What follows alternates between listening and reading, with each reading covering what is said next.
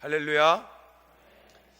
한국교회 제자훈련이 성행하였을 때 찰스 쉘돈이 지은 예수라면 어떻게 하실 것인가 What would Jesus do라는 책이 큰 사랑을 받았습니다. 우리는 예수님의 삶과 가르침을 따라가며 본받아야 하지만 예수님은 단순히 우리 가운데 삶의 모범을 보여주기 위해 오시지 않으셨습니다. 그분은 율법을 완성시키시고 율법을 성취하셔서 그 율법의 의, 그 공로를 우리 가운데 전가시켜 주시기 위해 오셨습니다. 그래서 교회란 바로 예수 그리스도의 의의 전가를 받은 공동체라고 말할 수 있습니다. 교회 안에서는 신분적으로 높고 낮음이 있을 수 없으며 행위와 공로가 인정받을 수 없습니다. 그렇다라고 교회에서 아무것도 안 하고 가만히 있어서는 안 되는 것입니다. 각 지체들은 직분을 통하여 머리 대신 그리스도에게로 계속해서 자라나야 됩니다. 종교개혁자 칼빈은 이것에 대해서 기독교 강요 사건의 교회의 자라남이라고 말하였습니다. 우리 한번 따라하겠습니다. 교회의 자라남. 바로 각 지체들은 직분을 통하여 계속해서 교회가 자라나야 된다는 것입니다. 사도행전은 어떻게 교회가 실제적으로 기능론적, 모형론적으로 자라나는지 우리 가운데 두 단계에 걸쳐 교회 성장의 모습을 보여주고 있습니다. 먼저 사도행전 1장은 먼저 첫 번째 교회는 사도행전 1장에 등장하는데 예수님께서 부활하시고 승천하시면서 예루살렘을 떠나지 말라라고 말했습니다. 그때부터 제자들은 예루살렘을 중심으로 기도하며 말씀을 가르치며 떡을 떼며 교제하고 전도하기를 그치지 않았습니다. 그리고 나서 오늘 본문 8장에 넘어가면 이 첫 번째 교회가 성장하여 이제는 흩어지는 교회로 바뀌게 됩니다. 그때부터 사도들과 수많은 교인들은 흩어져서 열방에 복음을 전하며 선교하는 교회로 탈바꿈하게 됩니다. 아까 같이 첫 번째 모이는 교회를 영어로 게더링 처치라고 말하면 이 두 번째 흩어지는 교회는 스캐터링 처치라고 말합니다. 우리는 계속해서 오늘 말씀을 통해 흩어지는 교회는 어떠한 특징을 가지며 우리 청복교회도 한국교회도 이제 성장하여 흩어지는 교회가 어떻게 돼야 되는지를 말씀을 통해 보도록 하겠습니다. 먼저 우리가 사도행전을 보기 전에 사도행전 말씀을 보는 해석 틀을 가져야 되는 것입니다. 왜냐하면 사람들은 종종 사도행전에 병자도 낫고 기적도 일어나서 오늘날 사도행전의 역사가 교회 가운데 그대로 이루어져야 된다라고 주장하시는 분들이 있습니다. 그래서 이들은 아직 사도행전의 역사가 끝나지 않았기 때문에 Acts 29, 즉 사도행전 29장을 교회가 써야 된다라고 말합니다. 그들의 마음은 이해하지만 만약에 오늘날 사도행전의 역사가 그대로 이루어진다라고 하면 우리 여기 가운데 살아계신 분들이 아무도 없을 것입니다. 예를 들어 사도행전 5장에 넘어가면 여러분 잘 아시는 아나니아와 삽비라 사건이 등장합니다. 이때 아나니아와 삽비라가 헌금 얼마를 감춥니다. 그때 베드로를 통하여 그들이 죽게 되는 것이죠. 만약에 사도행전의 역사가 오늘날 그대로 재현된다라고 하면 여러분 만약에 헌금이 떳떳하지 못하면 지금 다 죽어야 되는 것입니다. 그리고 사도행전 12장에 넘어가면 헤롯이 연설을 합니다. 이때 사람들은 헤롯의 목소리를 듣고 야, 이거는 사람의 소리가 아니라 신의 소리다 라고 칭찬합니다. 이때 헤롯이 하나님께 영광을 돌리지 않자 주의 사자가 헤롯을 쳐서 죽였습니다. 오늘날로 치면 한 집사님이 찬양을 너무 잘합니다. 이때 사람들이 와, 집사님 은혜 받았어요. 장로님이 기도를 너무 잘했습니다. 사람들이 와서 장로님 오늘 너무 은혜 받았어요. 이때 장로님이 집사님 무슨 소리예요? 하나님께 영광을 올려드려야죠 라고 말하지 않는다라고 하면 그 장로님은 죽어야 되는 것입니다. 그 집사님은 죽어야 되는 것입니다. 그래서 사도행전은 우리가 단순히 사도행전의 역사가 그대로 오늘날 일어나는 것은 좋은 면도 있지만 이렇게 위험한 면도 있다라는 사실을 기억해야 됩니다. 그래서 우리는 사도행전의 사건을 그대로 일으키기보다는 각 사건들이 어떠한 의미를 가지는지를 잘 살펴봐야 되는 것입니다. 특별히 사도행전은, 우리 한번 따라하겠습니다. 사도행전은 설교와 사건으로 구성되어 있습니다. 예, 여러분 그 사실을 기억하셔야 됩니다. 그래서 사도행전 전반부는 특별히 베드로의 설교, 사도행전 2장에 나타난 베드로의 설교와 7장에 나타난 스데반의 설교가 그 뒤에 있는 사건들을 해석해주며 이끌어가고 있습니다. 그래서 여러분이 설교를 온전히 이해하지 못하면 사건들을 해석할 수 없게 되는 것입니다. 여러분 오늘 제가 설교, 사도행전 몇 장을 설교합니까? 8장을 합니다. 그러면 이 사도행전 8장을 이해하기 위해서는 반드시 7장에 나타난 스데반의 설교를 알아야 됩니다. 이것을 이해하지 못하면 우리는 아까와 같이 단순히 사건만 보고 우리도 그렇게 하자라고 말함으로써 사도행전을 잘못 해석하게 되는 것입니다.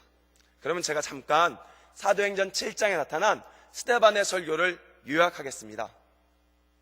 스데반 집사님은 초대교회 7 집사 중 하나로서 성령과 지혜가 충만했습니다. 예루살렘 교회는 계속해서 번성하고 부흥하고 있을 때 성령이 충만한 스데반 집사님은 이 예루살렘 교회의 큰 문제를 간파하였습니다. 바로 그것은 무엇이냐? 이들은 여전히 유대교회, 유대주의 색채에 빠져서 예수님께서 분명히 예루살렘을 떠나 복음을 전파하라고 했는데 이들은 예루살렘을 떠날 수 없었습니다. 그래서 스데반 집사님은 아브라함으로부터 시작되는 구속 설교를 하면서 맨 마지막에 이제 하나님은 예루살렘에 계시지 않는다라는 무시무시한 선언을 하게 됩니다. 우리 한번 말씀, 사도행전 7장 48절 말씀 같이 읽겠습니다. 사도행전 7장 48절 말씀 함께 읽겠습니다. 시작.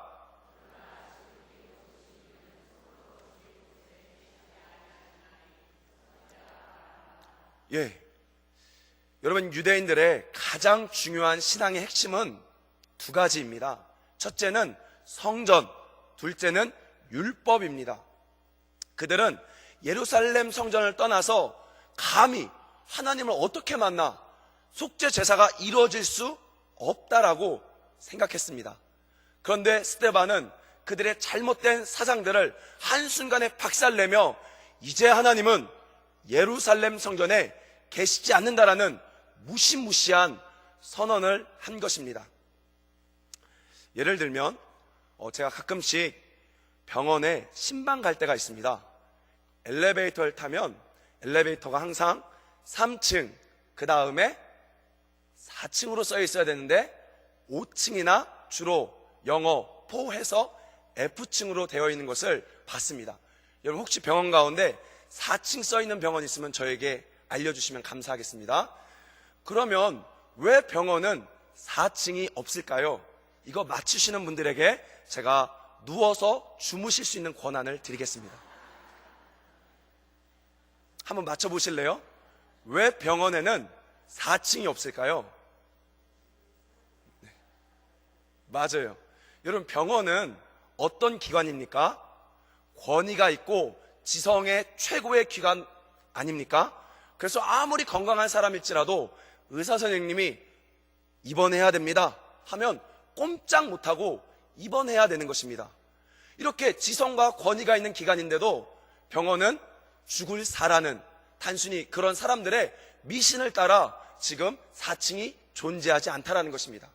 여러분 죽을 사가 우리 삶 가운데 효과가 있습니까 없습니까? 없지요. 아무런 효과가 없습니다. 그런데 우리 가운데는 오래전부터 이 죽을 사라는 전통과 사상과 미신이 깊게 박혀 있다는 것입니다. 그래서 여러분 분명히 죽을 사는 효과가 없다라고 말하지만 만약에 여러분의 부모님이나 여러분의 배우자나 여러분이 위독한 병에 걸렸을 때 제가 여러분을 4층 444호 4층 444호에 입원시킨다라고 하면 기분이 어떻겠습니까? 여러분, 산은 아무런 영향을 줄 수 없습니다. 믿으십니까? 그거는 미신입니다. 믿으십니까? 마찬가지라는 것입니다. 이제 예루살렘 성전에는 하나님이 없는 것인데, 하나님이 이제는 온 열방에 계시는데 여전히 그들은 이 전통, 관습, 사상에 쩔어 있어서 이 스데반의 설교를 받을 수 없었다라는 것이죠. 근데 참으로 아이러니한 것은 사람들은 판사, 검사, 의사, 변호사, 누굴 좋아하죠? 사자를 좋아하죠. 아까는 죽을 사라면서요. 그렇게 사는 싫어하면서 또 이런 직업은 좋아합니다. 이처럼 우리는 진리가 아닌 것에 우리의 관습과 전통 가운데 묶여 있다는 것입니다. 그래서 스데반은 이 유대교의 잘못된 관습과 전통을 깨트리기 위하여 무시무시한 선언. 자, 봐라. 이제 하나님은 예루살렘 성전에만 계시지 않는다 라고 선언을 한 것입니다. 근데 여러분, 유대인들이 그것을 받았습니까? 못 받았습니까? 못 받았습니다. 그래서 그들의 정체성을 흔들어 버리자 유대인들은 돌로써 스데반을 죽이게 됩니다. 그때부터 예루살렘은 박해를 받아 드디어 흩어지는 교회가 됩니다. 우리 8장 1절 말씀, 다시 오늘 본문 8장 1절 함께 읽겠습니다. 시작.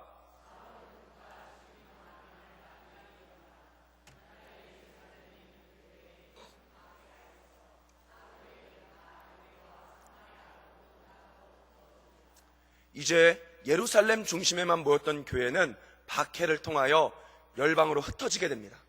우리 오늘 말씀처럼 흩어지는 교회는 크게 두 가지 특징이 있습니다. 먼저 첫 번째 특징은 따라하겠습니다. 평신도 중심의 교회. 여러분, 그 전까지 모이는 교회는 사도들을 중심으로 말씀이 선포되며 복음이 증거되었습니다. 그런데 이제 흩어지는 교회는 사도는 예루살렘에 있고 그 다음부터 평범한 집사님들이 나타나서 복음을 전파하게 됩니다. 정확히 어느 기점인지는 알 수 없지만 약 2006년으로 제가 생각합니다. 2006년부터 여러분 한국교회 기독교 서적 중 베스트셀러는 거의 다 평신도가 쓰고 있는 책이 베스트셀러가 됩니다. 하나님께서는 이제 그전까지는 소수의 능력 있는 목사님, 그전까지는 소수의 권위 있고 카리스마 있는 목사님을 사용했다라고 하면 이제 한국교회가 성장하여 흩어지는 교회가 됨으로써 하나님께서는 평범한 장로님, 평범한 집사님, 평범한 청년들을 세우셔서 사역들을 일으키고 있다는 것입니다. 그래서 흩어지는 성숙한 교회의 첫 번째 특징은 바로 평신도 중심의 사역이라는 것이죠. 제가 이전에도 말했습니다. 저와 같은 목회자는 선수가 아닙니다. 저는 코치일 뿐, 진정한 필드를 뛰는 선수는 바로 여러분들입니다. 그래서 여러분들이 훈련받고 평신도 사역자로 일어서야 되는 것입니다. 그리고 흩어지는 교회 두 번째 특징은 따라하겠습니다. 모든 곳에서 예배하는 교회. 여러분, 사도행전 1장, 2장, 3장을 보면 그 전까지 복음을 전파하는 장소를 보면요, 예루살렘 성전 동쪽에 있는 솔로몬 행각이라는 그 장소에서 복음을 증거했습니다. 그런데 여러분, 8장을 넘어가 보면 이제 솔로몬의 행각이 아니라 어느 장소이든지 말씀을 증거할 수 있고 어느 장소이든지 예배할 수 있다라는 것입니다. 그래서 흩어지는 교회는 장소에 구애받지 않습니다. 제가 신학적으로 다 동의할 수 없지만 서울에 가면 온누리 교회가 있습니다. 이 교회는 직장인들을 위하여 서울의 직장인들의 메카, 광화문, 강남 포스크 사거리, 가산 디지털 단지, 이 거점 중에 거점을 정해서 스타벅스, 할리스 커피, 이런 커피숍을 빌려 새벽 6시에 새벽 기도를 합니다. 처음에 이 사역을 일으킬 때 광화문 스타벅스에서 그걸 잘 안 내주려고 했습니다. 왜? 특정 종교니까. 그래도 계속해서 설득하여 이 스타벅스 새벽 기도가 시작이 되었는데, 재밌는 것은 정확히 1년이 지났을 때 스타벅스 전 지점에서 광화문이 1등을 달렸습니다. 그래서 그때부터 2호점, 3호점이 계속 새벽 기도가 일어나는 것이에요. 그래서 수많은 바쁜 직장인들이 광화문 스타벅스, 가산 할리스 커피 이런 곳에서 새벽 6시에 새벽 기도하며 직장을 위해서, 열방을 위해서 기도합니다. 여러분 괜찮습니까? 예, 맞죠? 왜? 따라합시다. 교회는 건물이 아니다. 교회는 건물이 아니기 때문에 그렇습니다. 그래서 흩어지는 교회는 평신도 중심이 되어 각 사회 영역 가운데 들어가요. 그래서 예배하며 선교하는 교회가 바로 흩어지는 교회가 되는 것입니다. 오늘날 한국 교회를 자세히 들여다보면 이미 앞서가는 교회들은 흩어지는 교회로 모형 전환을 하였습니다. 단적인 예로 여러분 안산에 가면 동산교회라고 있습니다. 거기 김인중 목사님이 셀 세미나를 가면 이런 말을 하셨습니다. 이제 내가 은퇴하게 되었는데 이 큰 교회를 만들어서 어떡하나, 누가 이 교회를 이끌어갈까 하며 그때부터 500명씩 성도들을 띄어서 흩어지는 교회로 모형 전환을 시작했습니다. 그런데 재밌는 것은 이미 성장했음에도 불구하고 이 모형 전환을 하지 않고 옛날처럼 건물 중심, 목회자 중심으로 이끌어가는 교회들은 제 개인 생각에 하나님께서 그들의 문제와 잘못된 것을 드러내므로 교회들을 지금 강제로 흩고 계십니다. 여러분은 훈련받아서 흩어지겠습니까? 아니면 강제로 흩어짐을 당하겠습니까? 오늘 본문에 이 스데반의 설교가 이 흩어지는 교회가 맞음을 8장부터 시작되는 사건을 통하여 증명해주고 있습니다. 그래서 우리는 시간상 크게 3가지 사건만 보도록 하겠습니다. 사도행전 8장 5절 말씀입니다. 사도행전 8장 5절 우리 한 목소리로 읽겠습니다. 시작.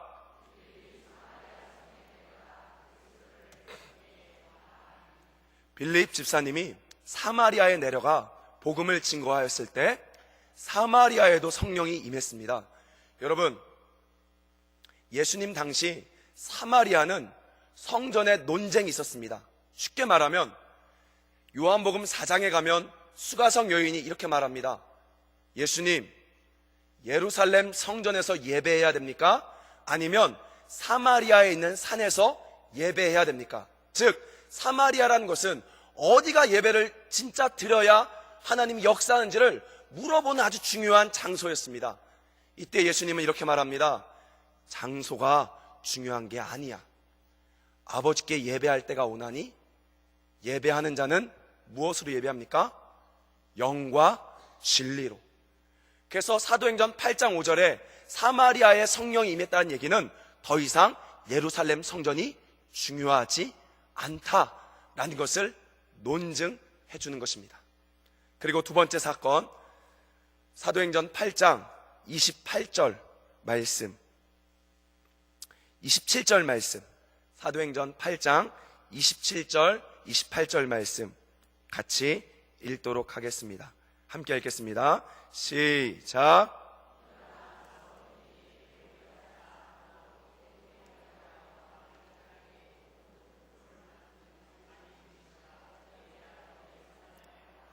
돌아가는데 수레를 타고 선지자 이사야의 글을 여러분, 에디오피아 내시가 세례를 받습니다.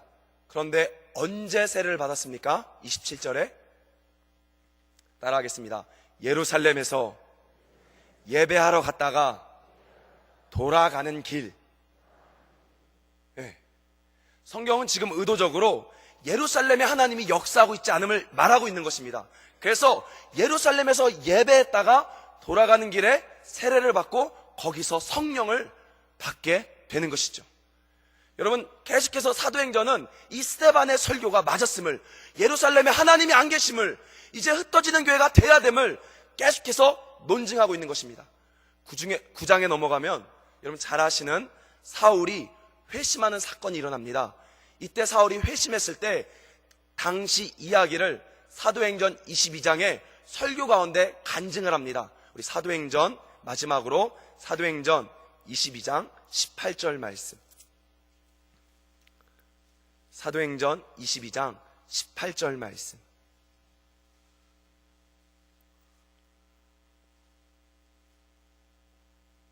우리 한번 같이 읽겠습니다. 시작. 봄에 주께서 내게 말씀하시되 속히 예루살렘에서 나가라. 그들은 내가 내게 대하여 증언하는 말을 듣지 아니하니라 하시거늘. 뭐라고 말합니까? 어디서 나가라고요? 예루살렘에서 나가라. 이제는 예루살렘에 역사하지 않는다. 여러분, 그 전까지 예루살렘에서 복음을 증거할 때 주의 손이 함께하사 믿는 자들을 더하게 하셨습니다. 그러나 이제 하나님은 예루살렘에 넘어 온 열방에 계시기 때문에 바울을 향하여 바울아, 이제 예루살렘에 있지 말고 예루살렘을 떠나라. 그래야 하나님이 역사한다. 성령께서 역사하기 위해 우리가 떠나야 될 예루살렘은 무엇입니까? 청복교회가 성장하기 위해, 부흥하기 위해, 흩어지는 교회가 되기 위해 떠나야 될 예루살렘은 무엇입니까? 여러분의 가정이 하나님의 뜻 가운데 축복받고 쓰임받기 위해 떠나야 될 여러분의 가정의 예루살렘은 무엇입니까? 우리 청복교회가 흩어지는 교회가 되기 위해서 떠나야 될 전통과 관습과 사상은 무엇입니까? 언제까지 이 교회를 여러분의 전통과 관습과 사상 가운데 묶어두고 있겠습니까? 여러분의 과거 가운데 언제까지 이 천국교회를 묶어두고 있겠습니까? 오늘 성경은 말합니다. 이제 거기에 하나님이 안 계시다. 하나님은 떠나셨다. 제가 너무나 두렵습니다. 가끔씩 제가 하는 일이 이미 하나님은 예루살렘에 안 계시는데 여전히 저는 옛날 생각만 가지고 이 예루살렘 한 우물만 파며 사역을 하고 있지 않나? 그것이 너무나 두렵습니다. 우리는 자꾸 변화되어야 되는 것입니다. 불편하고 어렵지만 계속해서 하나님의 역동적인 사역에 동참하기 위하여 우리의 관습과 사상과 습관들을 의도적으로 깨트려야 되는 것입니다. 믿으십니까? 여러분, 저의 머리 스타일 어떻습니까? 좀 촌스럽죠? 저도 이 바가지 스타일이 촌스러운 것을 알고 있습니다. 근데 이걸 알면서도 다른 미용실을 가야 되는데 한 번 갔던 미용실이 너무나 익숙하니까 머리가 촌스러운 걸 알면서도 그 미용실을 다른 곳으로 못 간다라는 것이에요. 이 머리를 다른 젊고 세련된 아가씨한테 머리를 내밀 수가 없는 것입니다. 늘 저에게 잘라줬던 그 아줌마가 익숙하다라는 것이에요. 우리는 계속해서 변화되어야 되는 것인데 여전히 옛날 했던 것이 좋다 보니까 그 자리 안에만 머물라고 하는 것입니다. 오늘 성경은 말합니다. 따라하겠습니다. 예루살렘을 떠나라. 그래야 하나님이 역사하신다. 그래서 우리는 예루살렘을 떠나야 되는 것입니다. 그러면 우리 교회에 떠나야 될 예루살렘이 무엇인가? 오랫동안 고민하며 기도하다가 크게 생각나는 것은 없었습니다. 그러나 제가 60년사를 읽어보면서 한 가지 깨달은 것이 있습니다. 무엇이냐면 여러분 잘 아시는 내용입니다. 1950년대 신광교회 박성원 장로님이 청복동에도 교회가 생겨야 되겠구나 라는 생각을 하며 그곳에 교회가 생기게 해달라고 오랫동안 기도했다라고 합니다. 그래서 6.25가 끝나고 드디어 1955년 5월 1일에 신광교회에서 흩어져서 청복교회가 탄생하게 된 것입니다. 그리고 나서 청복교회는 다시 모이는 교회가 되어 열심히 모이고 기도하여 성장하였습니다. 이때 어양동에서 주일 학생들과 많은 성도들이 몰려왔다라고 합니다. 교통편도 불편하여 그때 1979년 청북교회 당회는 어양동에 교회를 또 세워줘야 되겠구나 해서 1979년 7월 12일에 어양교회를 세웠습니다. 만약에 여러분 지금 청북교회에 과거와 같이 그런 부흥이 일어난다라고 하면 우리 어떻게 했습니까? 아마 버스부터 사자고 했을 것입니다. 교회부터 짓자라고 했을 것입니다. 제가 생각해보면 과거의 사람들은 숫자가 아니라 한 영혼을 중요하게 여겼다라는 것입니다. 사람들이 많아지는 것에 관심이 있었던 것이 아니라 청북동에도 영혼이 살아야 되는 것이고 어양동에 오는 성도들이 너무나 안타까우니까 교회를 지어줬다라는 것입니다. 그런데 오늘날 우리를 돌아보면 우리가 전도운동을 하고 부흥을 하는 이유는 여전히 우리 교회가 많아지고 숫자만 채워지는데 우리는 관심을 가지고 있다는 것입니다. 생각해 보십시오. 모현동에서 수많은 성도들이 몰려옵니다. 그럼 여러분 우리 어떻게 하겠습니까? 아마 버스, 대형 버스 1호차, 2호차부터 샀을 거라는 것이죠. 저는 두렵습니다. 우리 교회가 주님의 마음을 모르고 단순히 안타까운 마음에 숫자가 줄고 있는 마음에 숫자가 많아지는 부흥하자, 여전히 예루살렘 생각을 가지고 우리가 계속해서 달려가고 있는 것이 아닌가. 그것이 너무나 두렵다는 것입니다. 하나님이 우리와 함께하지 않을까, 그것이 너무나 걱정되고 두렵다는 것입니다. 제가 여러분에게 묻겠습니다. 왜 청북교회가 부흥해야 됩니까? 부흥해야 되는 목적은 무엇입니까?